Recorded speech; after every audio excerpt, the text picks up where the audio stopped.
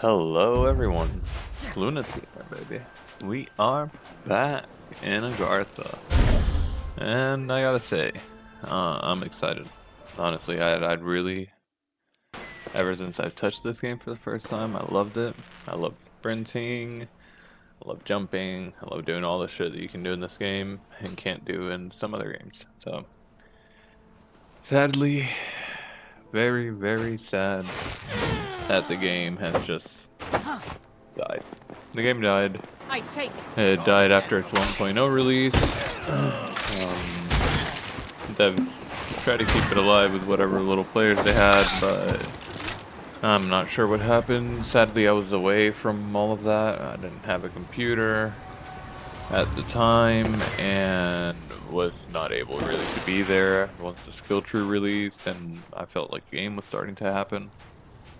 So that was really disappointing, and really sad about that, but can't be done much. The exciting part is the game is still alive, the game is still playable, and you can download the game for free and demo out the first map. And I believe the freebooter arena you can actually also demo out.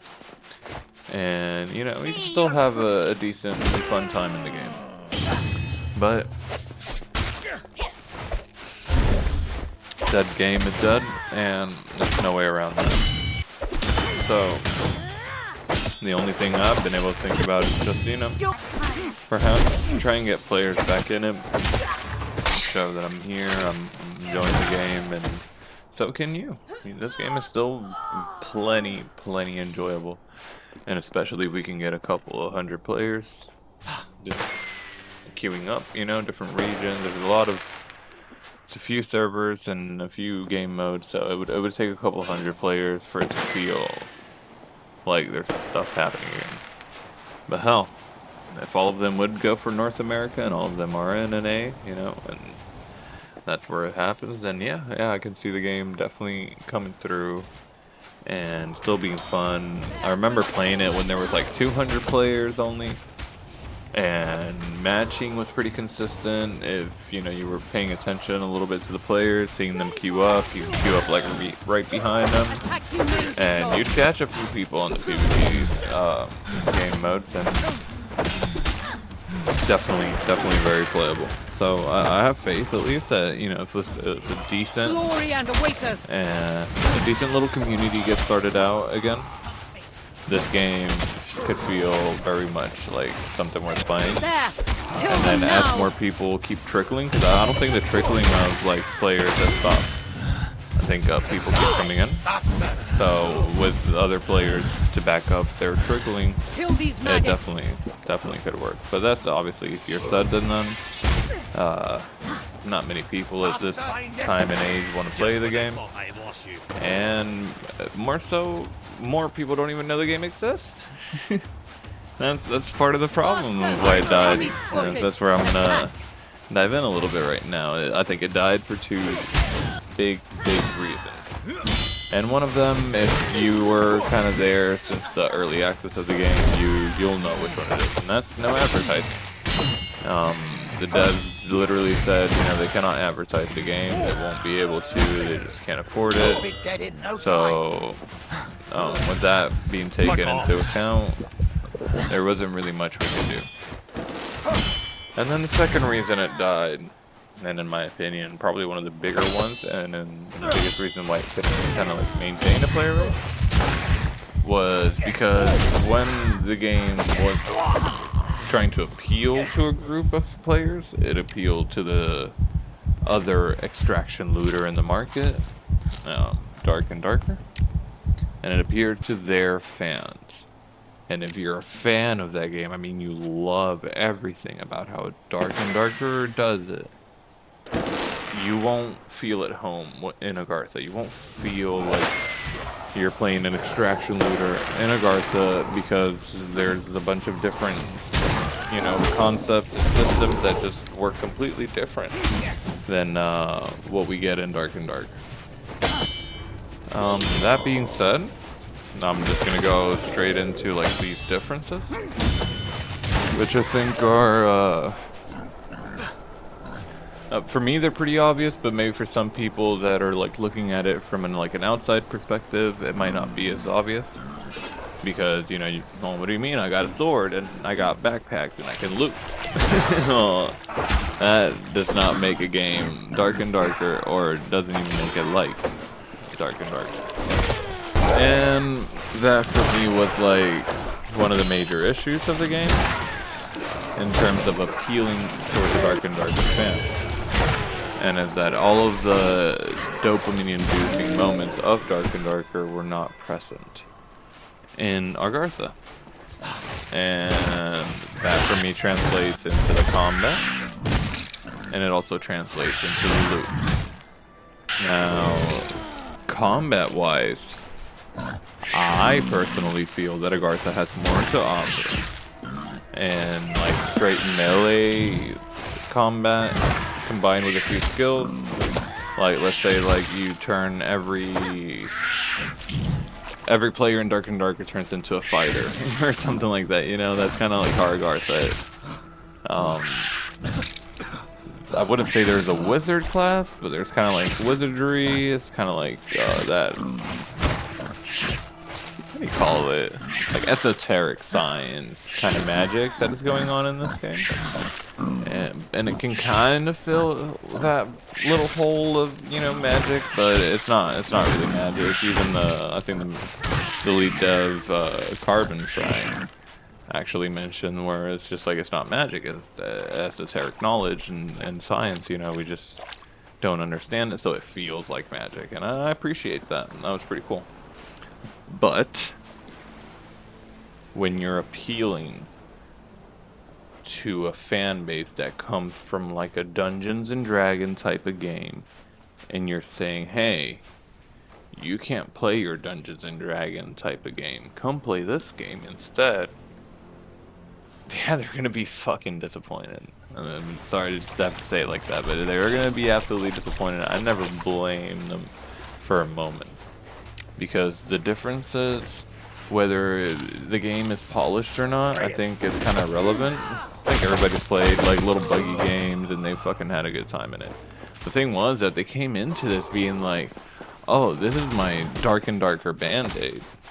Because at the time this game was releasing and going through its player hype and stuff like that, and Dark and Darker had been removed from Steam. It had been removed from... I mean, you couldn't even play it. They didn't even have the Blacksmith launcher, I think, by then. So, you know, people were coming in looking for the fix. And this wasn't it. It was never meant to be it. But for some reason, it got advertised as it, because I guess that was the only advertising that they could get into, was just word of mouth through Discords, which left also a pretty icky impression on whatever community was developing at during that time, because just, you know, you can talk to the community about it. Everybody knows that lead dev was going in and to the Dark and Darker Discord and flaunting and taunting, and Dark and Darker has about 30,000 players, and Agartha is at 10. Might have 10 players, and I'm one of them.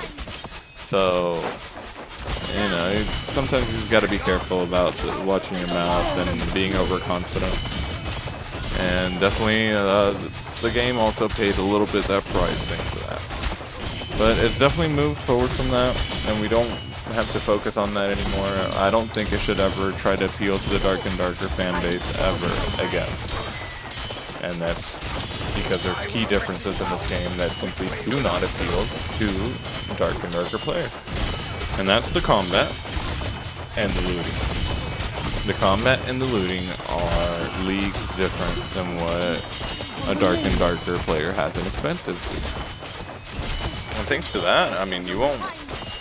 They probably just won't have as much fun as you think. Like, they won't have as much fun as I do in the game, I know that for sure. Because most of them don't even understand their mechanics, they don't know how to keep their stamina bar up, and all these other things that, you know, come into play in this game.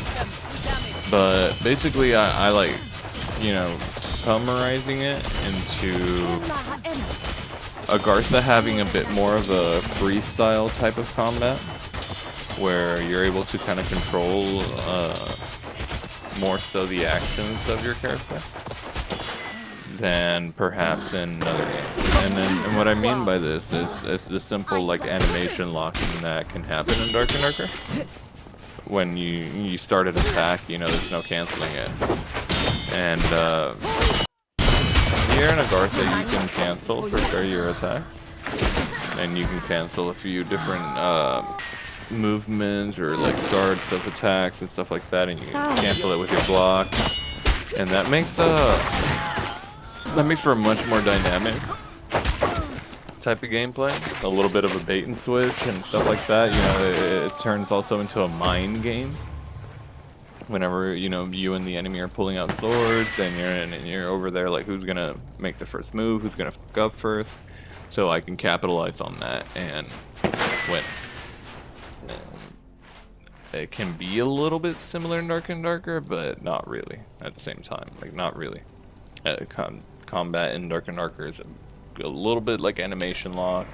There's not many options for like canceling the animation once it started, and you're kind of locked into that type of, you know, you double click, so to speak, and you'll go into that.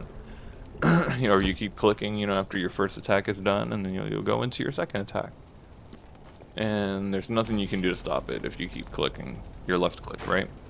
And then Agartha, of course, has that slight little difference where, you know, you can start winding up a light attack and you can cancel it. You can start winding up a heavy attack and you can also cancel that.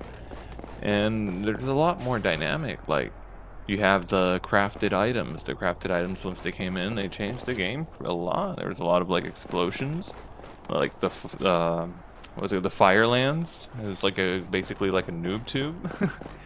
And you got also explosive kunais, crystal shards, which increase the toxicity, which is, you know, once you drink a potion, you get toxicity level up, because potions are very OP in this game and they have to be controlled.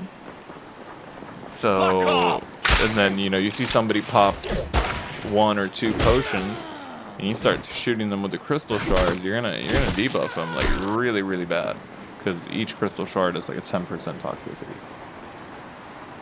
So it's very different. It's very different in terms of combat. It's very different in terms of gear. In Dark and Darker, it's mainly you have to loot the gear in the best state possible, which is why we're that like best in slot comes from. Here you make your best gear. You will always be making your best gear unless you loot it from a player. It's all player made. Everything is player made in this. It's all the same.